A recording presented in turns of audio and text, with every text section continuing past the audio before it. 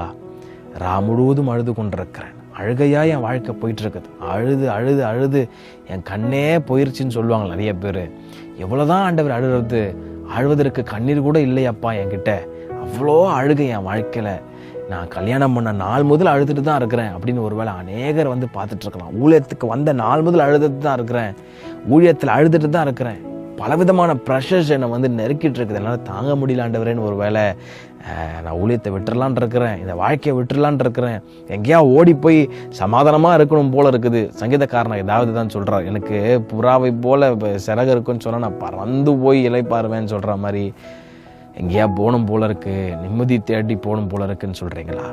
நீங்கள் தேடுகிற நிம்மதி இயேசு கிறிஸ்துவுக்குள்ளாக மாத்திரம்தான் கிடைக்கும் என்பதை நான் ஆணித்தனமாக சொல்லுகிறேன். காரணம், உங்களை நேசிக்கிற ஒரு உண்மையான தெய்வம் இந்த காலை வேளையில தீர்க்க தரிசனமாய் உங்களோட முகமுகமாய் பேசி கொண்டிருக்கிறார். அவர் இன்னைக்கு உங்களை பார்த்து சொல்றாரு, அழாத, it's okay, relax. He knows about you. He knows your depression. He understands your depression.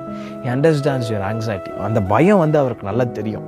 ஒரு குறிப்பிட்ட நாளில் இவ்வளோ பெரிய தொகையை கொடுக்கணும், அந்த பயம் அவருக்கு நல்லா தெரியும். நீங்கள் எப்படி வியாகுலப்படுறீங்க, அந்த ஃபீலிங்லாம் ரொம்ப நல்லாவே அவருக்கு தெரியும். எல்லாமே அவருக்கு தெரியும். அழாத, இந்த காலைல வேளையில் கர்த்தர் உங்களை பார்த்து சொல்கிறான், அழாத, it's okay, relax, chill, I'm in control. உன் வாழ்க்கையில் என்னை தவிர ஒன்றுமே உன் வாழ்க்கையில் தீமை நடக்கவே நடக்காது. நான் அனுமதிச்சா மட்டும் தான் நடக்கும். அதனால் பயப்படாதப்பா.